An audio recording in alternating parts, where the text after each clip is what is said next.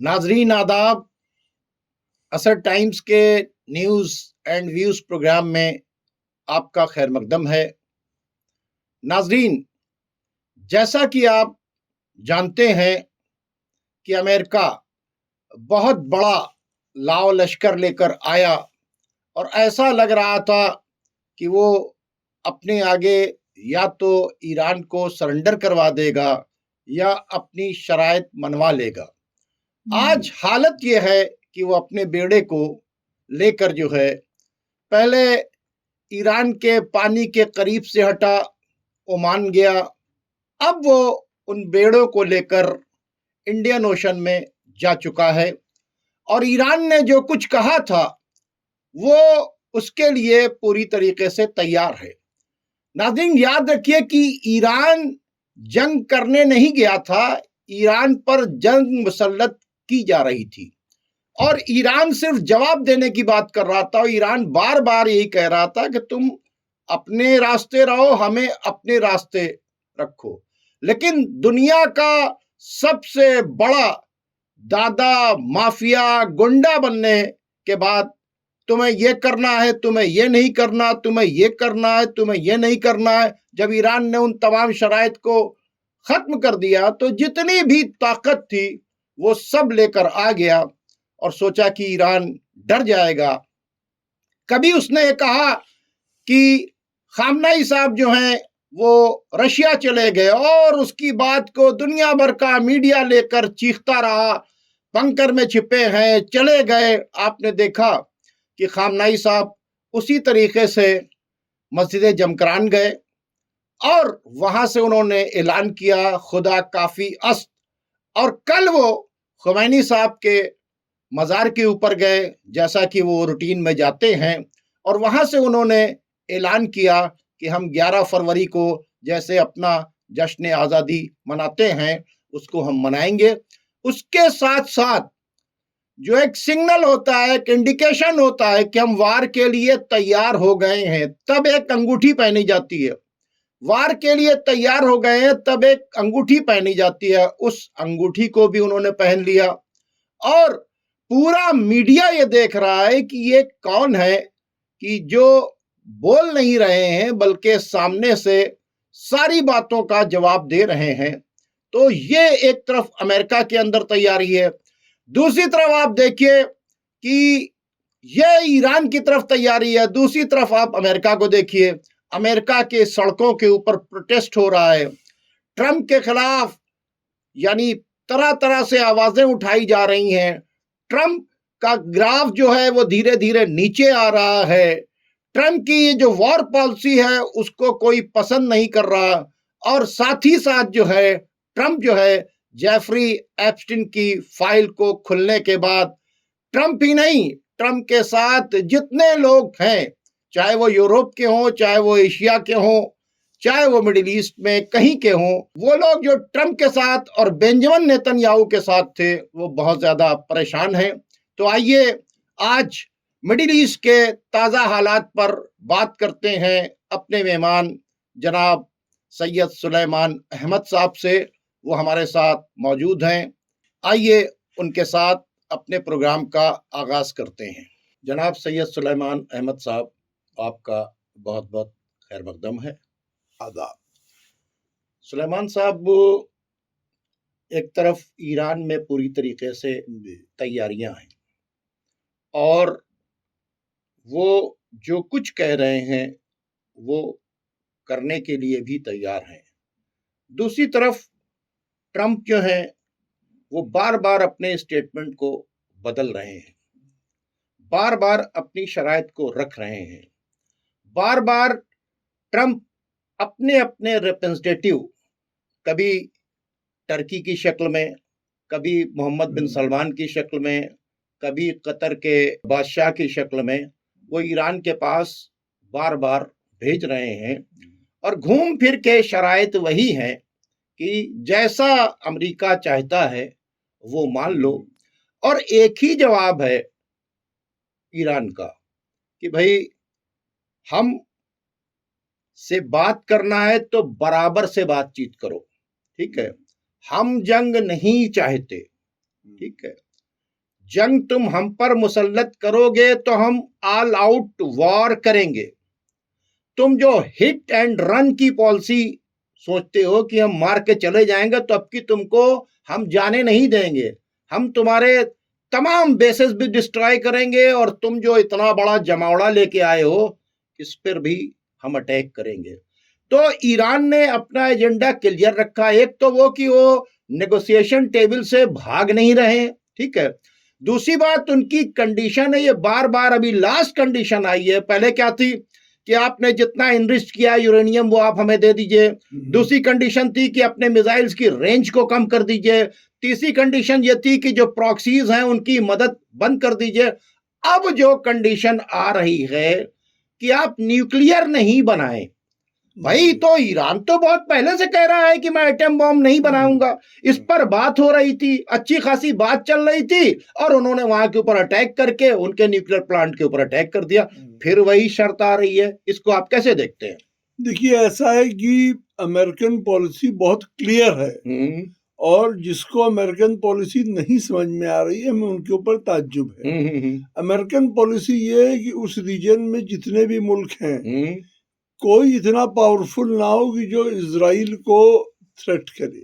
बिल्कुल सही है। और जो मुल्क इजराइल को थ्रेट करेगा उसकी लीडरशिप को चेंज कर देंगे। बिल्कुल की पॉइंट बातचीत की। उसकी लीडरशिप को हम चेंज कर देंगे, और उसकी कैपेबिलिटी टू मेक वॉर, उसकी जंग करने की कुव्वत को तराश देंगे।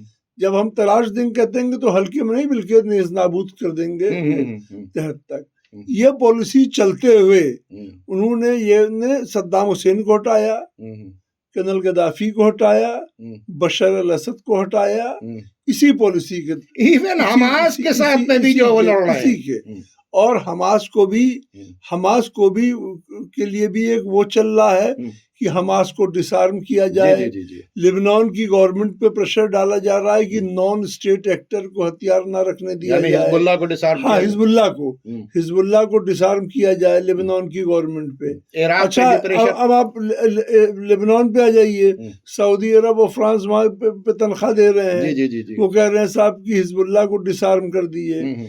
इराक में भी यही कह रहे हैं। इराक में कह रहे हैं कि साहब जो हज़दल शाबी है और खताइब हिजबुल्लाह है, और जो इस तरह के ऑर्गेनाइजेशंस हैं जो कि दहशतगर्दी के खिलाफ या ईरान के फेवर में इत्तेहाद में वो हैं, उनको डिसआर्म किया जाए। जो एंटी इजराइल है उनको डिसआर्म किया जाए।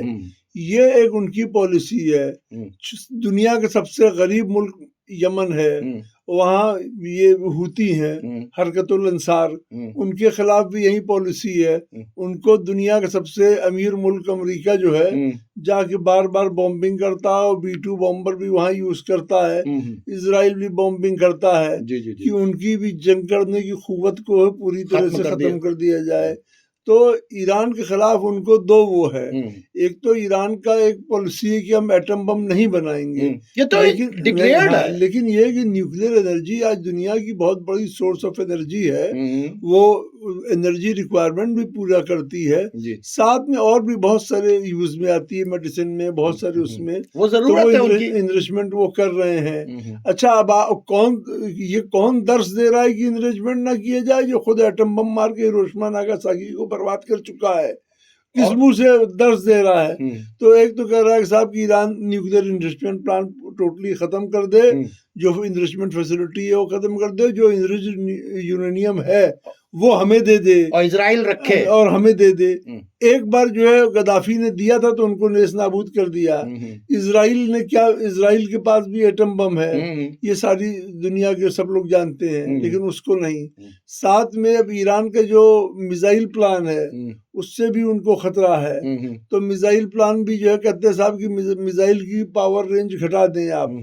तो ये जो उनकी है कि इजराइल को सिक्योर करना, ये उनकी पॉलिसी चल रही है, ये इसी पे चल रहे हैं, और इसी के मद्देनजर वो सारे ट्रेड एम्बार्गोज भी ईरान के ऊपर लगाए हुए हैं। अच्छा, एक बात ये बताइए, ईरान ये कह रहा है कि मैं एटम बॉम्ब नहीं बनाऊंगा, पहले दिन से कह जी रहा जी है। उनके यहाँ फतवा भी है, ठीक है। जी नेगोशिएशन की बात भी चल रही थी बाकायदा तौर के ऊपर ओमान के अंदर, बिल्कुल फाइनल स्टेज के ऊपर पहुंच गया था मामला। 2-3 मीटिंग्स हो चुकी थी, है ना। उसके ही बीच में इन्होंने अटैक कर दिया और अटैक करके मैसेज दिया है कि हमने ईरान की न्यूक्लियर कैपेबिलिटी को खत्म कर दिया है और डिस्ट्रॉय कर दिया है। अब 40 साल तक ईरान कुछ नहीं कर सकता और मदर बॉम्ब को हमने गिरा दिया है।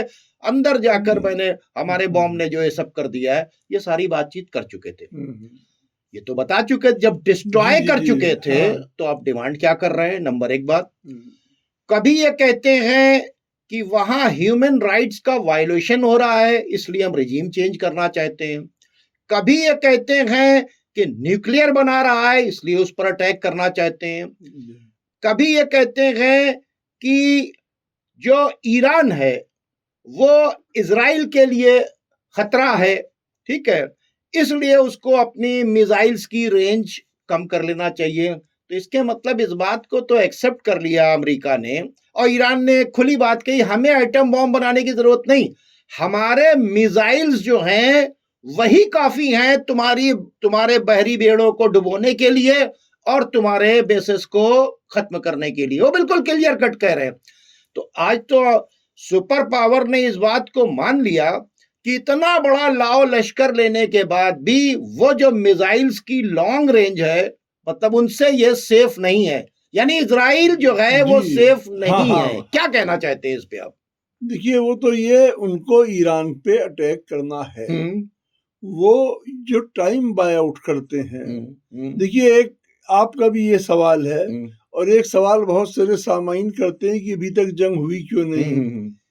देखिए, मैं नाजरीन को एक चीज समझा देना चाहता हूँ, ये क्रिकेट मैच नहीं है कि टीम उतरते ही जो है वो मैच खेलने लगे, समझे। अब ये क्रिकेट मैच नहीं है। बिल्कुल सही। अगर आप दुनिया के जंगों की तारीख देखेंगे, पानीपत की तीसरी जंग की देख लें, किसी जंग को देख लें, सिकंदर जब आया था, अलेक्जेंडर द ग्रेट इंडिया, तब देख लें, तो फौजें आमने सामने दरिया इस पार उस पार पड़ी रही बहुत बहुत दिन, बड़ा मैनूवरिंग हुई, इधर हटे उधर हटे, फिर जाके जंग होती है।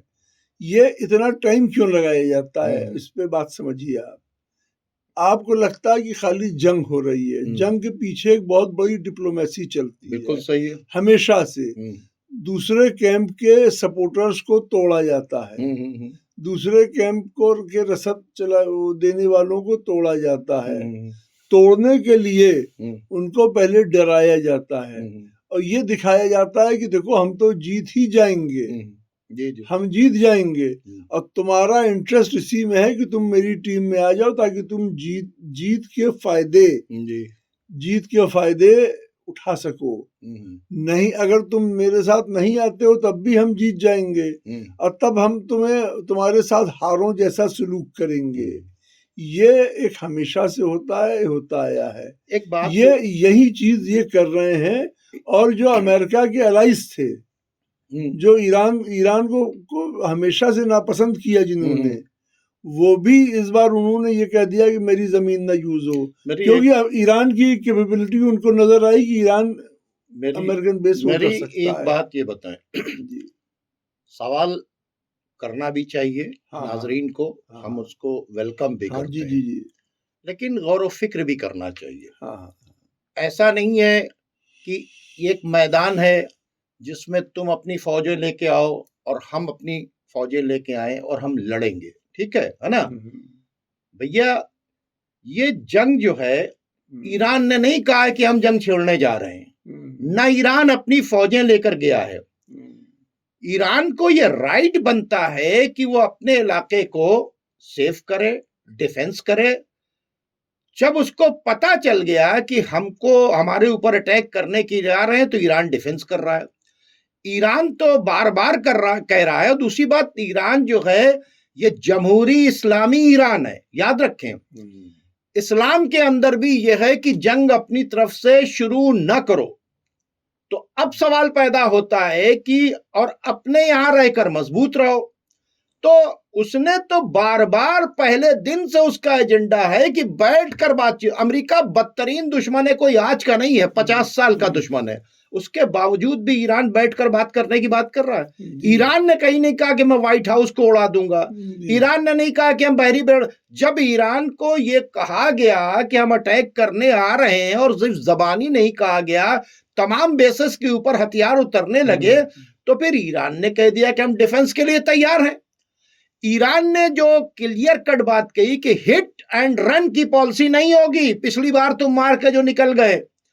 ईरान ने दूसरी बात ये कही कि हम ऑल आउट वॉर करेंगे। और ईरान ने जो पहली बातचीत की थी, चाहे उनके फॉरेन मिनिस्टर ने कहा हो, चाहे उनके प्राइम मिनिस्टर ने कहा हो, और चाहे सुप्रीम लीडर ने, सब ने कहा जंग हम नहीं चाहते। जंग का नतीजा जो है, जो लोग न्यूक्लियर इसलिए नहीं बना रहे हैं कि उस एटम बॉम्ब से न जाने लोग कितने मर जाएं, तो वो जंग तो नहीं चाहते। जंग तो ईरान चाहता ही नहीं है, जंग तो ईरान पर मुसल्लत की गई है भाई। जी, बात अमेरिका की हो रही है, अमेरिका की बातचीत हो रही है। वो हमला करने आया है और ईरान को तो अपने को डिफेंड करना है। जब हमला होगा तो वो डिफेंड करेगा। जी, तो जंग इसलिए नहीं हो रही अब कि जिन बेसिस के ऊपर, ठीक है, देखिए, जिन बेसिस से उन्हें अटैक करना था, कतर से उन्हें अटैक करना था, जॉर्डन से उन्हें अटैक करना था, सऊदी से उन्हें अटैक करना था, यूएई से उन्हें अटैक करना था, बहरीन से उन्हें अटैक करना था। अब वो देख रहे हैं कि उस जो ईरान के मिसाइल्स आएंगे, जब इजराइल जैसा ताकतवर, जिससे तमाम अरब ममालिक डरते हैं, वो कह रहा है मेरे पास 700 से ज्यादा मिसाइल्स को रोकने की ताकत नहीं है। वो कह रहा है अमेरिका से कि मेरी मदद करो। पिछला रिकॉर्ड उसका आपने देखा कि क्या है, कि ईरान ने नहीं कहा 12 दिन की जंग के अंदर की जंग बंद करो, 6 दिन जो अटैक्स हुए हैं, बल्कि इजराइल ने चाहा और अमेरिका ने कतर को बीच में डालने के बाद जंग बंद करी। तो जब इजराइल ये कह रहा है कि हम अकेले ईरान के मिसाइल्स को झेलने के लिए नहीं तैयार हैं, और ईरान बार बार कहा कि जंग शुरू किया तो मैं तेल अवीव जो है इजराइल का दिल उसे चीर दूंगा, सीधी सीधी बातचीत हो रही ना। अरब के तमाम ममालिक जिनके यहां से अटैक होते थे, जहां पर असलहे हैं, वो परेशान है, भैया जंग मत करो, कि ईरान ने उसका नक्शा डाल दिया कि तुम्हारे यहां से अटैक होगा। तो जंग इसलिए नहीं शुरू हो रही कि जो जिन्होंने अपने अपने अड्डे दे रखे थे, जहां से सब कुछ कर रखे थे, वो डरे हुए हैं, वो अपने आका से कह रहे हैं मेरे अड्डे की बातचीत ना करो, क्योंकि ईरान ने क्लियर कट कह दिया कि देखिए एक बात समझ लीजिए जी। जो पहली बात, तो जिन अरब को लोग बहुत ज्यादा नाम ले रहे हैं, ये इनके यहाँ अमेरिकन बेसिस है, पहले भी थे और आज भी हैं, और अमेरिका के मिलिट्री के सामान अभी भी उतर रहे हैं, टैंक्स हैं। जी जी। और अगर किसी टाइम अमेरिका एकदम से ये डिसीजन ले ले कि इन बेसिस पे अमेरिकन फौज उतरने लगे और ये ऑपरेट होने लगे, तो इनकी किसी की भी आर्मी इस लायक नहीं है कि अमेरिकन आर्मी को मना कर दे। ना किसी गवर्नमेंट में इतना विल पावर है। बिल्कुल सही। और अमेरिका ये राइट एक्सरसाइज, ये मैं नहीं विदाउट परमिशन, मैं ये नहीं कह रहा हूँ, अमेरिका भी ये जानता है कि ये राइट उसके पास है।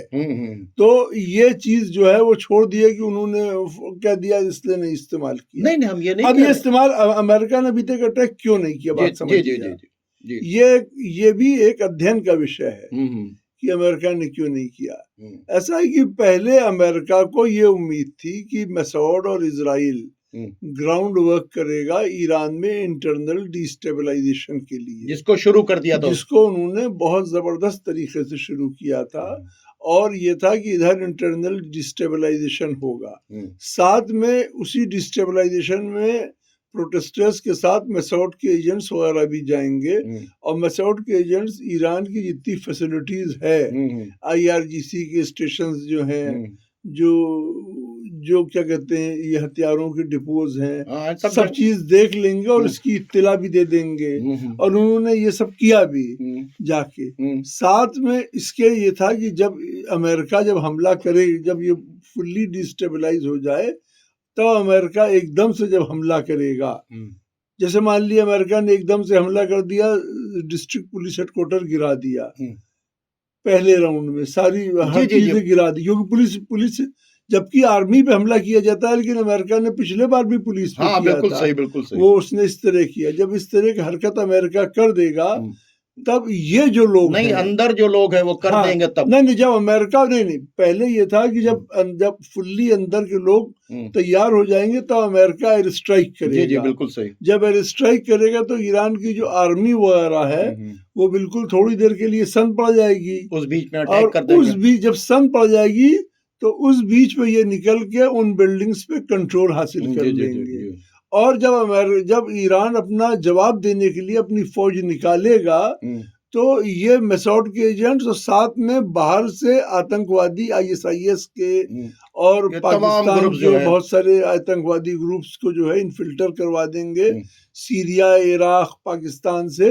ये सारे ग्रुप ईरानी आर्मी के मूवमेंट को रिस्ट्रिक्ट करेगी, उनको रेजिस्ट करेगी और उनको एक्शन नहीं लेने देगी।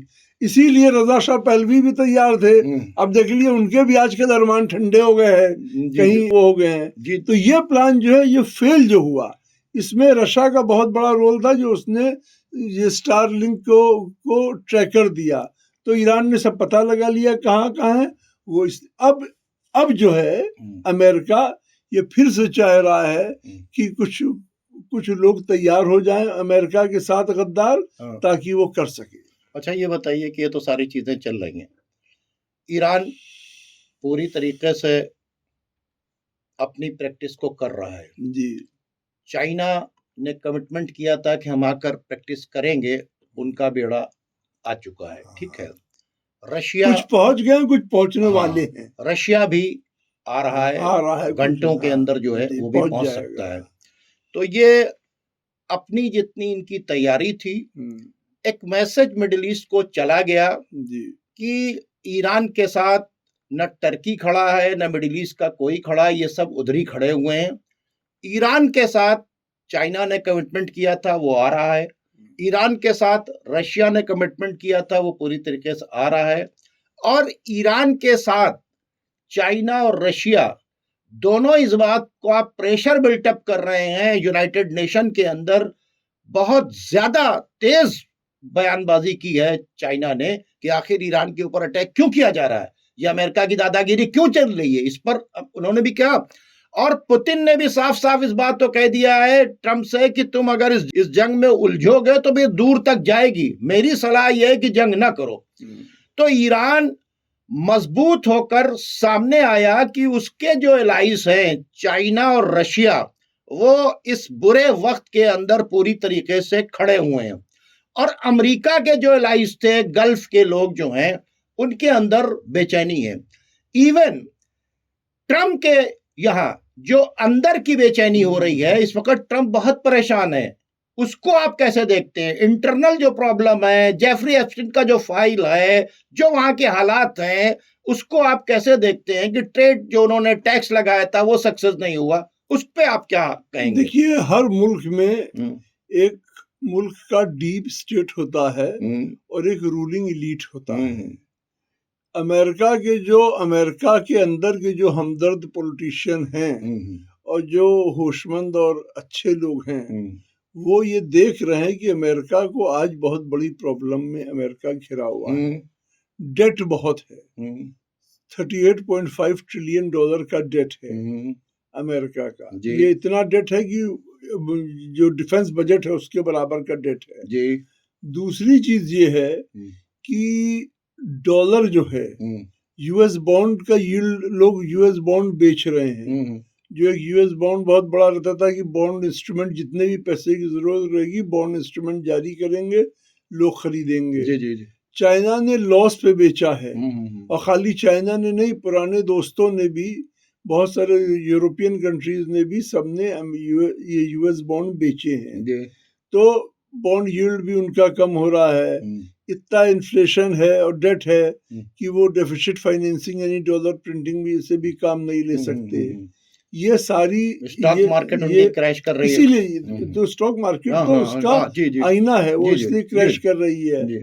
अब देखिए, ऐसे में ऐसा है कि ये ट्रम्प के ऊपर प्रेशर है, और ट्रम्प साथ की क्रेडिबिलिटी भी गिर रही है। साथ क्रेडिबिलिटी के अलावा जो डेमोक्रेटिक पार्टी है वहां की, वो ये कह रही है, रिपब्लिकन्स के भी बहुत सारे लोग ट्रम्प के खिलाफ हैं, कि 5 वोट अगर और मिल जाए तो हम जो है इनका इम्पीचमेंट कर दें मार्च के अंदर हाँ, मार्च के अंदर 31 मार्च मतलब इनको हटाने के लिए हाँ, इनको हटाने के लिए कार्रवाई कर दे, 5 आदमी और तोड़ दे। अब ट्रम्प के साथ ये है कि ट्रम्प को ये बहुत बेइज्जती हो जाएगी, साथ में ये बहुत बदनाम हो जाएंगे। अब ट्रम्प के साथ ये है कि जो वॉर लॉबी है, जंग छेड़ देंगे तो फिर और लाशें आने लगेंगी और इम्पीचमेंट का मामला लेकिन ये जो वॉर लॉबी है जो चाहती है कि वॉर हो जाए, जी जी, मॉन्गर ने ये डीप स्टेट के लोग हैं, ये डीप स्टेट के लोग हैं जो चाहते हैं कि वॉर हो जाए। ये लोग के पास बहुत तरह के इंस्ट्रूमेंट है। पहली बात तो ये है कि ये वो लॉबी है जो पूरी दुनिया का फाइनेंस कंट्रोल करती है। जी।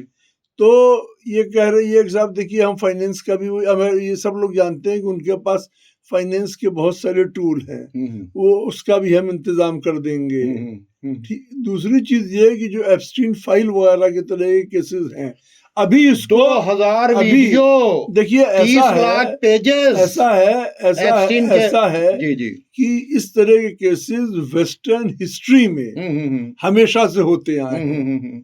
जब नेपोलियन हरा था तो लॉर्ड नेल्सन के खिलाफ भी बड़े बड़े चार्जेस थे, लेकिन जब काम करवाना होता है तो सारे चार्जेस को जो है सबसाइड करवा देते हैं। अगर ट्रम्प उनकी बात नहीं मानेंगे तो यही पेजेस पब्लिश किए जाएंगे और ट्रम्प को इम्पीच कर दिया जाएगा। और ट्रम्प अगर मान जाएंगे, पेजेस भी हाथ में है, वोट भी मिलने वाला है, पैसा भी है, और ट्रम्प अगर मान जाएंगे तो यह है कि भाई जंग करो और जंग में जीत के दे दो। ट्रम्प को क्या ऑफर रहेगा कि भाई तुम जंग करो और जंग को जीत में के दे दो, तब हम तुम्हारा सब माफ करवा देंगे, कुल नैया पार करा देंगे। और जंग अगर नहीं किया तो पैसे की भी लुटिया डूबेगी, बदनामी भी होगी, इम्पीचमेंट भी होगा, प्रेसिडेंसी भी जाएगी, बदनाम भी होंगे। जैसे बेंजामिन नेतन्याहू के तमाम केसेस और कोर्ट वगैरह ने इसलिए उसको ठंडे बस्ते में डाल दिया है कि किसी तरह से पूरा प्रेशर ये इस तरह से ट्रम्प को इतना घेर लिया है कि ट्रम्प के पास अगर वो नहीं करते लड़ाई तो सबसे पहले तो उनका फाइनेंशियल क्राइसिस है, इम्पीचमेंट है, और एप्स्टीन फाइल तो साथ में वो भी एक मतलब जैसे कि एक मुकदमा था ही, एक मुकदमा और वो है। देखिए, जंग ना करते हैं तो ट्रम्प की भी कुर्सी खतरे में हो रही है, ठीक है, और नेतन्याहू की भी कुर्सी खतरे में है, क्योंकि नेतन्याहू का भी चुनाव सामने है। अब ये बात ये है जी कि ये लॉबी जंग कराने के लिए इतना उतावली, या हिंदी में कहिए तो इतना आतुर क्यों है? इसको धर्म युद्ध कह के इसी वास्ते लाया गया कि करवाओ। देखिए, उनका एक डेफिनेट प्लान है, उनका ग्रेटर इजराइल का एक डेफिनेट प्लान है, और उनको इसके लिए ये बहुत दिन से काम कर रहे हैं, और उन्होंने अरब में ज्यादातर स्टेट्स को फेल्ड स्टेट कर दिया है। जी ठीक है, और अगर आप ईरान को हटा दें आप, तो एक चीज ईमानदारी से बताइए कि कौन अरब वर्ल्ड में कौन ऐसा कंट्री है जो इजराइल के इस पॉलिटिको रिलीजियस एम्बिशन को रेजिस्ट करेगा? कोई नहीं। इसका मुखालफत कौन ऐसा है फौज में करेगा? अब्राहम अकॉर्ड पे दस्तखत है। देखिए, दस्तखत अब क्या करेंगे? कुछ की दस्तखत नहीं भी है, उनकी हैसियत नहीं है, कुछ की अंदरूनी दस्तखत है। देखिए, ऐसा है कि अब ये जो आप दस्तखत कर रहे हैं, दो तरह के लव अफेयर होते हैं। कुछ शादी हो जाती है, कुछ बगैर शादी के भी बहुत कुछ रहता है। तो ये वाली बात है। अब टर्की है, जिसका नाम बहुत सारे लोग बड़ा पैर पटक के लेते हैं, रजब तैयब एर्दोगान। इतने दिन जो लड़ाई चली गाजा की, कल भी 38 लोग मारे हैं। गाजा की जो लड़ाई चली उसमें इन्होंने स्टेटमेंट जो भी दिया हो, अपने रैली जो भी की हो, लेकिन पूरे टाइम ये इजराइल को खाना, पानी, असलहा, बारूद आज भी दे रहे हैं, जंगी साजो सामान लगातार, और पेट्रोल देते रहे ताकि जहाज में भर के हमला करते रहो। अब बूचर भी कहते रहे, टेररिस्ट भी कहते रहे, सब कुछ कहते हैं। ये तो पब्लिक वो मिस्र, जिसके पास अरब में सबसे बड़ी आर्मी है, वो राफा बॉर्डर नहीं खोल पाई। जॉर्डन तो बेचारा गाली हमेशा खाता, वो है ही है। लिबनान पास फौज नहीं है। और ये जो अरब हैं जो बुर्खा पहन के टहलते हैं, ये लोग अपने यहाँ जब हुतीज ने इजराइल की शिपिंग पे बैन लगाया, तो ये अपने यहाँ से सामान उतार के रोड के जरिए बाय रोड जॉर्डन वो से सऊदी अरब और यूएई में सामान उतरता था, वाया जॉर्डन, सऊदी, जॉर्डन और इजिप्ट होते हुए पूरा सामान पहुंच जाता होते हुए पहुंच रहा था सारा सामान। रफा के पे ट्रक खड़ी थी जो गजा के लोगों को रोटी नहीं पहुंचा रही थी, लेकिन इजराइल को पूरा सामान इन लोगों का पहुंच रहा था। ये लोगों की ये हैसियत नहीं है कि कुछ करें। हाँ, एक लंगड़ा सिपाही भी इन्होंने भर्ती किया है अपने यहाँ कि वो लंगड़ा सिपाही जो है आ जाएगा, पाकिस्तान की मेरा मतलब है। ठीक है, जो अपने मुल्क में ही नहीं डिफेंड कर पा रहा है, जो कटोरा लेकर सब जगह निकलता जो अपने मुल्क में ही नहीं डिफेंड, देखिए कटोरा मांग के खाए या कैसे खाए इससे मतलब नहीं ना। अब आज बलूचिस्तान उनके रोज लड़ाई झगड़ा चल रहा है। सही। अच्छा, एक वो मौलवी साहब हैं जो लड़कियों को कोड़े ओड़े लगाते हैं, उन्होंने पहले ही जब वो बना तो उसके बाद इजराइल के फेवर की एक वो दी, और पूरे गाजा वॉर में इजराइल के खिलाफ एक भी जुमला नहीं बोले। समझे आप? जी। तो सिर्फ ईरान एक मुल्क बचा है जो ग्रेटर इजराइल के उसमें प्लान में सबसे बड़ा ऑब्स्ट्रक्शन है, इसलिए वो ईरान को खत्म करवाना चाहते हैं। नाजरीन, चूंकि वक्त खत्म हो गया है, बहरहाल हालात अभी भी अच्छे नहीं हैं। जो प्रैक्टिस है ईरान की वो पूरी तरीके से हो रही है। आप ये देखें कि अंदर से ईरान को तोड़ने की साजिश की जा रही है, और ईरान की ना तो लीडरशिप का कोई मुकाबला है। जाहिर सी बातचीत है, दुनिया के तमाम लीडर्स को आप एक तरफ रख दीजिए और ईरान के सुप्रीम लीडर को आप एक तरफ रख दीजिए, तो आपको पता चलेगा कि ये जो किरदार है, जैसा कैरेक्टर है, यानी कोई भी खामनाई साहब के पैर की धूल नहीं है। एक भी इस्लामिक कंट्री का जो रूलर है वो खामनाई साहब के पैर की धूल नहीं है। क्यों? क्योंकि कैरेक्टर वाले इंसान है। तो बाकी लोग करप्ट हैं, बाकी लोग कहीं ना कहीं ब्लैकमेल्ड हैं, और आज जेफरी एप्स्टीन की फाइल के 30 लाख पेजेस और 1.25 लाख से ज्यादा जो पिक्चर्स हैं और जो 2000 वीडियोस हैं, और उसके बारे में जो चर्चा हो रही है कि उसमें बहुत से लोगों का नाम है। तो आप ये बताइए कि इस एप्स्टीन को तैयार किसने किया? इजराइल ने, मोसाद ने एक टापू बनवाया और वहां पर 18 साल से कम के बच्चे और बच्चियों को बुलाया और दुनिया के बड़े बड़े रूलर्स को बुलाकर वहां याशी करवाई, उनके वीडियो बनाए। ये सब काम उसने किस लिए किया? ताकि क्योंकि उसकी आबादी कम थी, उसको ग्रेटर इजराइल बनाना था। ग्रेटर इजराइल बनाने के लिए उसे चाहिए था वर्ल्ड ओपिनियन 2 तरीके से मिलता है, या तो कोई उसके साथ चला आए, लेकिन साथ कोई आ नहीं सकता था क्योंकि उसको जेनोसाइड करके फिलिस्तीनियों को खाली कराना था। अब दूसरा रास्ता बचता है ब्लैकमेलिंग का। तो चाहे पैसा लेके ब्लैकमेल हो जाओ, चाहे मतलब अय्याशियों और गंदगियों में इन्वॉल्व होके हो जाओ, तो उसने पूरी एक बनाया, फिल्म बनवाई, और एप्स्टीन का जो टापू था जो समंदर से घिरा हुआ था, वहां बड़े बड़े लोगों को अय्याशी करवाई। अमेरिका के प्रेसिडेंट, ब्रिटेन के प्रेसिडेंट, कहीं के क्राउन प्रिंस, कहीं के और दूसरे प्रिंस। तो ये तमाम लोग बड़े बड़े जो हैं, अब आप सोचिए 2000 वीडियो, 30 लाख पेजेस, उसमें कौन कौन इन्वॉल्व है, और इनको वो ये सारा डाटा किसको भेजता था? इजराइल को भेजता था।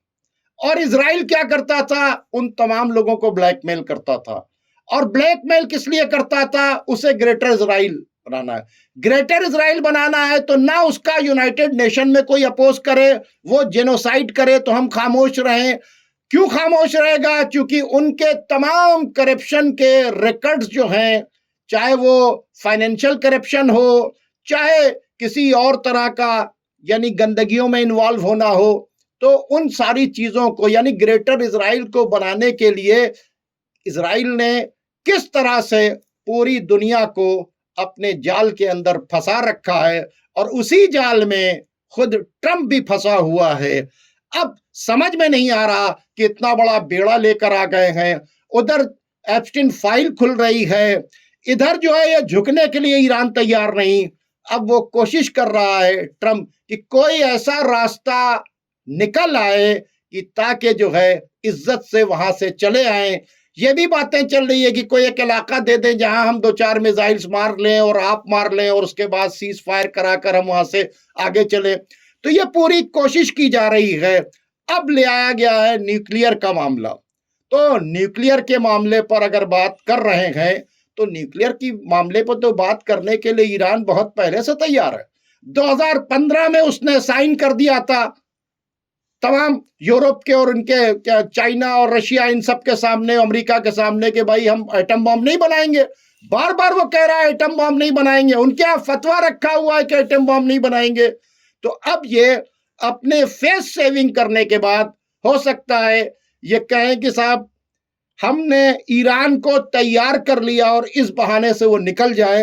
हमारी तो अल्लाह से दुआ ये है कि इसी बहाने से निकल जाएं ताकि खून न बहे, कत्ल गारतगरी ना हो और तमाम असासे बर्बाद ना हो, क्योंकि जंग का नतीजा बहुत बुरा होता है। और जंग को पसंद वो लोग करते हैं जो जिनके अंदर इंसानियत नहीं पाई जाती। जंग टालना ये इस्लाम का तरीका है। और चूंकि अपने आप को जमहूरी इस्लामी ईरान कहता है ईरान, इसलिए वो चाहता है कि जंग ना हो। लेकिन जब जंग कोई शुरू कर देगा तो फिर ईरान सीसा पिलाई हुई दीवार बनकर खड़ा रहेगा। ईरान ने यह पैगाम पूरी दुनिया को दे दिया। और जो लोग कह रहे थे कि सुप्रीम लीडर चले जाएंगे, आज वो पूरी तरीके से सामने हैं और उन्होंने ऐलान भी कर दिया है कि 11 फरवरी को हम अपनी आज़ादी का जश्न उसी तरह से मनाएंगे जैसे हम मनाते थे। नाज़रीन, अब आप हमें हमारे मेहमान को इजाज़त दीजिए। खुदा हाफिज़।